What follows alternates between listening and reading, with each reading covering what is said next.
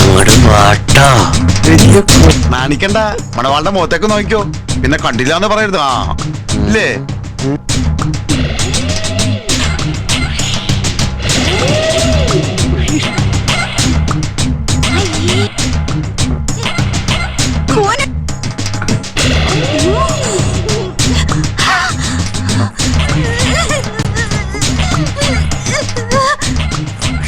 നല്ല കുട്ടി, ഒറ്റ മോളേ ഉള്ളൂ.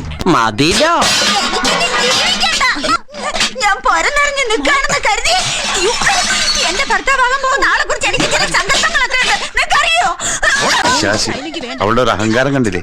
മഞ്ജു വാര്യർ